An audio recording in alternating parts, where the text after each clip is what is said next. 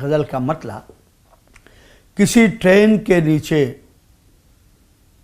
वो कट गया होता, किसी ट्रेन के नीचे वो कट गया होता, गुबारे राह तिलिस्मात छट गया होता।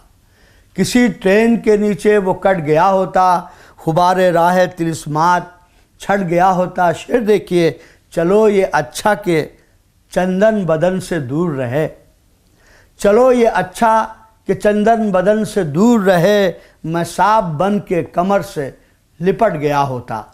चलो ये अच्छा कि संदल बदन से दूर रहे, मैं सांप बन के बदन से कमर से लिपट गया होता।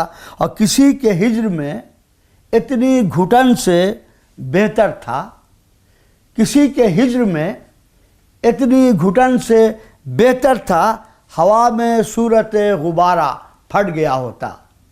किसी के हिज्र में इतनी घुटन से बेहतर था, हवा में सूरत गुबारा फट गया होता। ये शेर देखिए, हुआ कि ढेर सी अशिया से भर गया दामन, हुआ कि ढेर सी अशिया से भर गया दामन, आकाश ज़र्रे नेकी भी अट गया होता।